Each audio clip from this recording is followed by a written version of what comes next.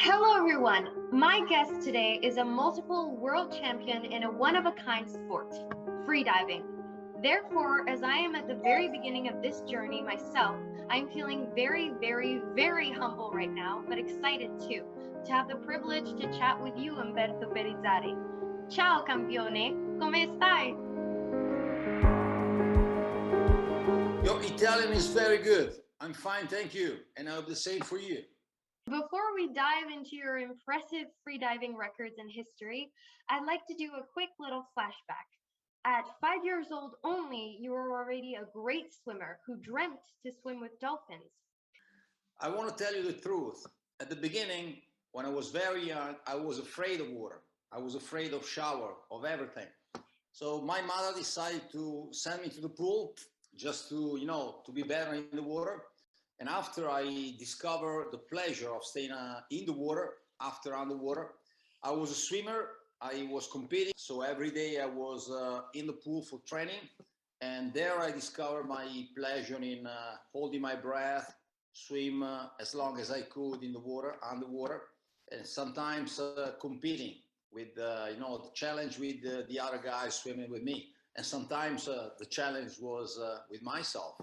So it was a pleasure that increased step by step in the pool because I was born in the north of Italy, far from the sea.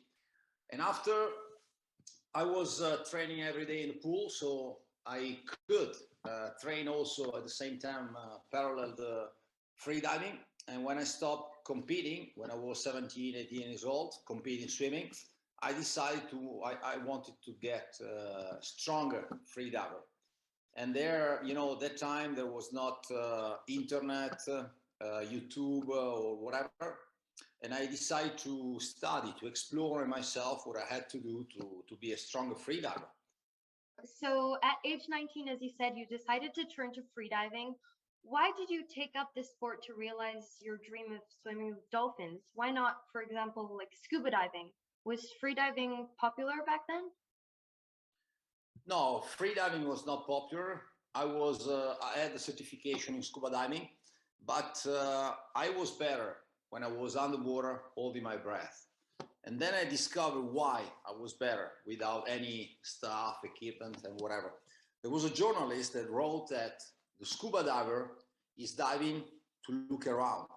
The free diver is looking inside himself. This is the difference. Sometimes when you go scuba, you can take a picture and show to your friends what you saw underwater. What you feel when you go completely relaxed, when you melt in water, when you feel one with water, holding your breath, it's something that you cannot describe. It's very intimate, it's very particular, is you and your body and your sensation. And this is what I like of freediving.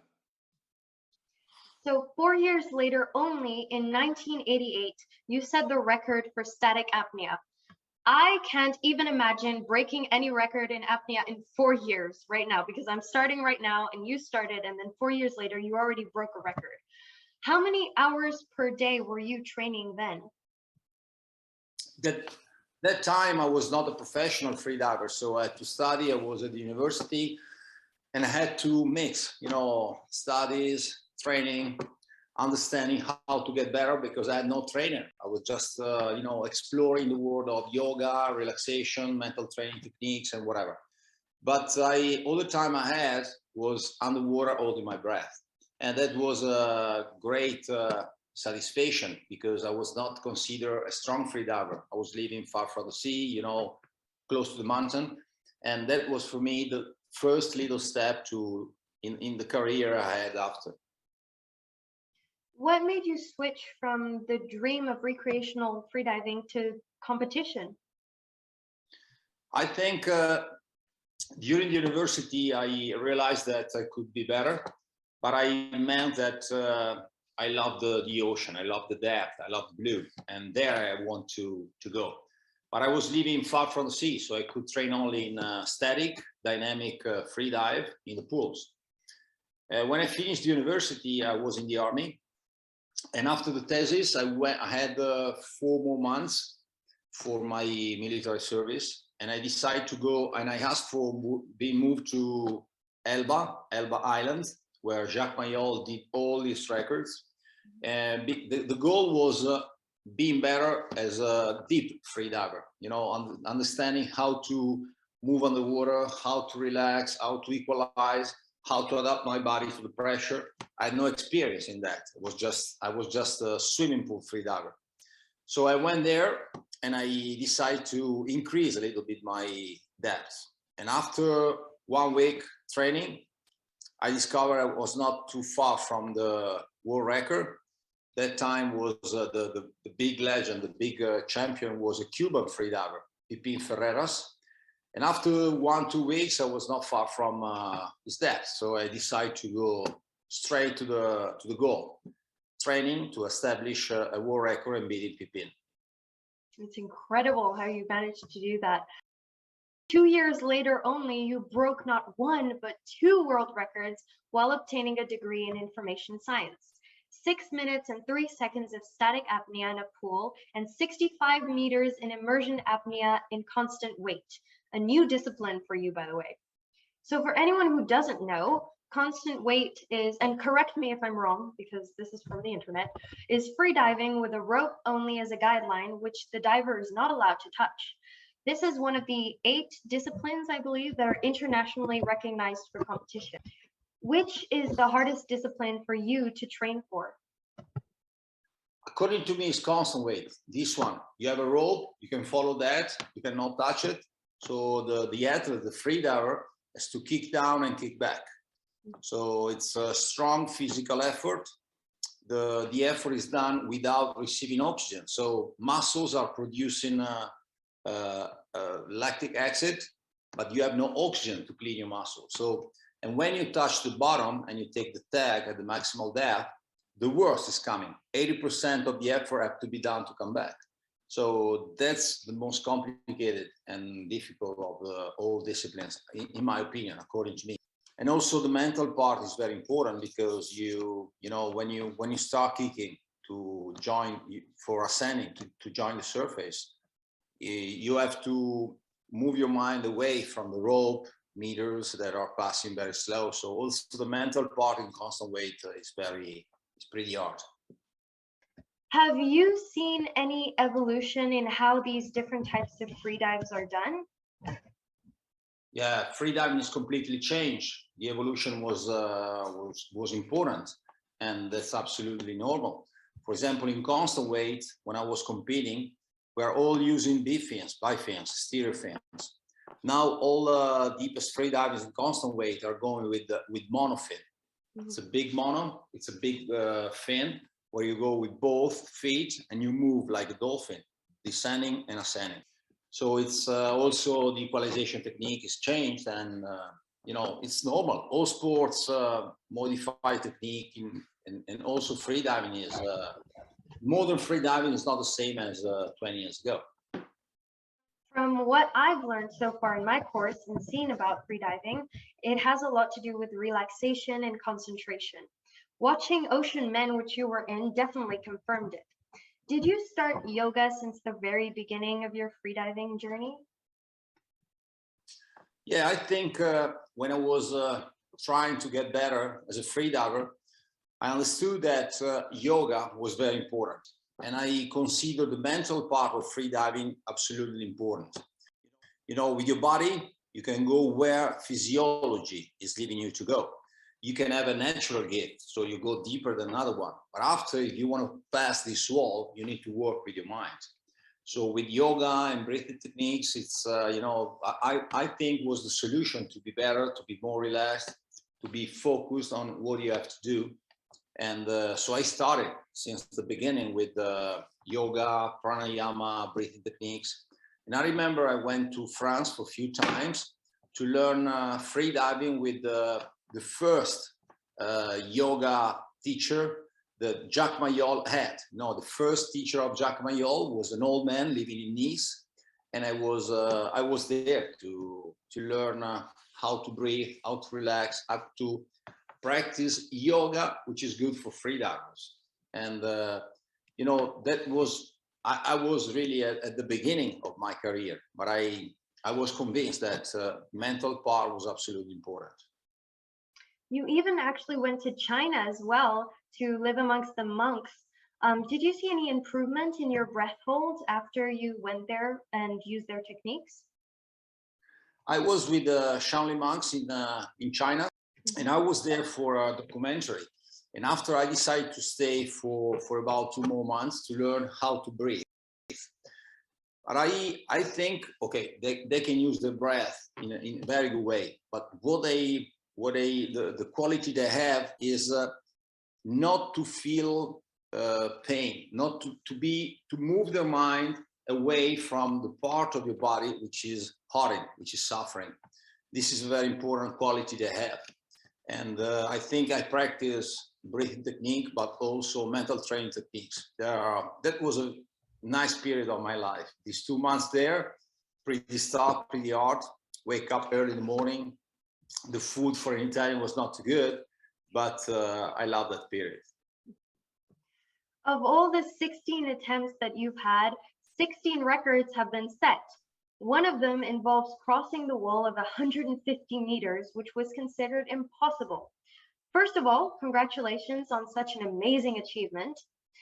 How can you relax and clear your mind when you try to do the impossible like this?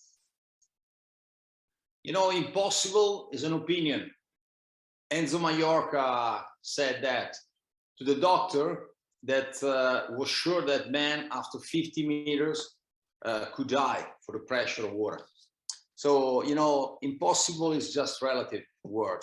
It's, you know, you have to, when you go on the water, you have to adapt your body with the training program to the condition you find down there.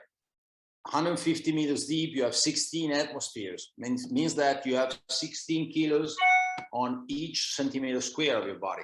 Your lungs are 16 times smaller. They're like an orange. The rest is blood. And the blood is protecting your chest against the pressure. So the reason why we do not crash underwater is because blood, which is liquid, is keeping, you know, we are resisting thanks to the blood. And this blood is coming from arms, from legs, where we do not have important organs for surviving. So heartbeat is very slow. Our body is very intelligent, you know, and the brain is understanding that we are not receiving oxygen. So the oxygen we have is distributed as slow as we could. So the heartbeat down there is about 12, 14, 16 heartbeats per minute. So you're different physiologically in a different world where you have no visibility, no noise. The gravitational force is working yourself in a different way. And these two things together makes you live strong and particular sensations. I love that. So I think this is the reason why I was recalled by the death, because while free falling, you know, when I was completely leaving my body, I was feeling that I was changing, and I love that sensation, that emotion.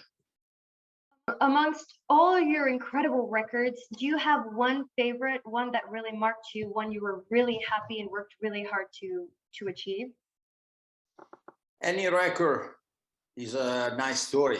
You know, behind any record, you have strong, you suffer, you work with a team, you know, you just see the 3 minutes underwater going out and celebrating victory. But after that, you have months and months of sacrifices, training, and whatever. So any record was good, but I think maybe the first, because nobody could bet on myself, the 165 meters when you told me, and maybe 150, because you know, 50 meters is connected to Enzo Mallorca, 100 meter with Jacques Mayol, and I was the first to establish the record of 150. You can probably forget all that in between, but that's an important point in the history of freediving. So you retired in 2001 and moved on to becoming a journalist and reporter about the ocean's environments. What is the threat of the ocean you are the most worried about? I get sad anytime I go to water and I see pieces of big or small pieces of plastics. But the worst is that the danger is done by the plastic we are not able to see, microplastics. That's the real danger for our ocean And we have to work all together to reduce this risk for the ocean. During your freediving career, you met and trained with the legendary Jacques Mayol, you like to refer as your master. He had quite a peculiar way of teaching you more about the feeling you should have while freediving. What is the most valuable lesson that he taught you?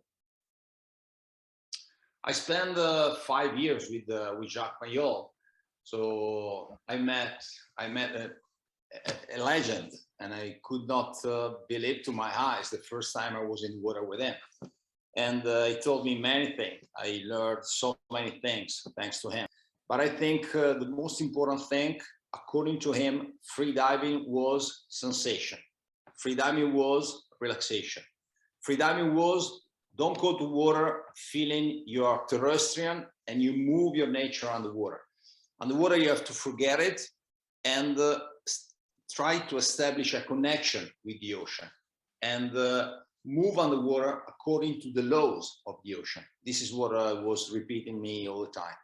Another point was the performance is not starting when we do duck diving to go down. Performance is starting when we start breathing and relaxing for the performance. So all part before free diving is absolutely important. Let's talk about Apnea Academy, a training agency you created where you provide a range of courses for beginners and more advanced freedivers. How long is the formation for a beginner? I'm guessing it depends on the person as well, but how long averagely? It's difficult to say for everybody's this, because I think an intelligent instructor have to move according to the students you have in front of you. But in any case, we have about 8 hours in the pool, 4 sessions in the sea, and about 6-8 hours of theory to let the people understand, you know, how to breathe, how to relax, kicking technique, the risks of free diving as well, and equalization, which is the base of any descent, any deep diving. If you are not able to equalize, you cannot go deep. What to you are the qualities of a good freediver? I think the most important quality for a freediver is feeling your body and understanding what your body is telling you. You know, establishing an intimate relationship with your conscious, with your body, because going underwater, you have to be all the time on yourself. This is, I think, the most important quality for getting a strong freediver. So you have written several books and do workshops throughout the world. Do you still have time to freedive for leisure? Yeah, sure I have. And since I have many workshops, an important thing I do during the year is training myself to be ready for that.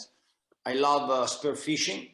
I love all my workshops, and I have to be in good shape if I have to go deep to spearfish and follow all my students when they attend my workshop. So it's necessary for me to train, and training is also freediving for myself, for pleasure, and getting better anytime. I have a question actually from my PADI freedive instructor, and he asked, what is the feeling like at 150 meters deep? It's, you know, when you're underwater, you don't, for me personally, when you start increasing certain depths, your body is disappearing. You know, step by step, all your body, legs, arm, and the rest of your body is disappearing. The only thing I have with myself going deep is my head. That's it. And, you know, all the sensations connected to the external world are here. For example, I need to equalize, and I feel it here, my ears. The orbit, which is very slow but strong when it comes, you feel it here. So my body is just a ball, my head. And when you arrive to the bottom and you feel fine, you like that sensation, and and you start after your ascent, while ascending, while going back to the surface, step by step, the body is returning to the normal size. And that's an incredible sensation. And I think when you go out and you breathe for the first time, that first breath is the border between aquatic world, aquatic life, and terrestrial life. That's the point. From that point, you get normal, you get human. Before, you need to be aquatic, or you'll not be able to go so deep and adapt your body to the depth. It must be amazing. There's probably no other feeling to compare it to. Finally, before we head off, having just done my freediving course myself not long ago, if you had one advice to share with me, what would it be? There are many. I'd like to tell you, just try to have fun, try to relax in the water, try to discover the pleasure of holding your breath and feeling good in the water. This is the very first step. Don't think to the depth, don't move your limits close, don't move your performance, don't push your performance close to your limits. Try to be fine in the water, listen to your instructor, and try step by step to move in a better way. That's, according to me, the first step. You're very young, you'll have the time to increase your performances. Now you have to have fun in the water, underwater. I hope I'll improve. I'll definitely keep doing it for a while because I'm liking it so far. Well, thank you so much for joining me, Umberto. You're welcome, Julia. It's a pleasure for me. It has been such a pleasure and inspiration talking to you, and I can't thank you enough for taking some time out of your day to chat with me. I'll keep training here and try to get better. It's a long journey, but a beautiful one for sure. I hope our paths will cross one day. Meanwhile, stay safe. Ti auguro il meglio. Ciao, campion. I hope I said that correctly. Big kiss. Ciao, have fun and good luck underwater. Ciao. Ciao. Well, I hope you enjoyed this last interview of 2021. I am aware how lucky I am to talk to so many inspirational and talented people through these meetings. So a big thank you from the bottom of my heart to each and every one of my guests for generously sharing their journey. A big thank you to you too who is watching this and I hope enjoying. Remember, you can find all of my interviews on my YouTube channel. Link is in the bio. I'll see you next year for more interviews. Bye!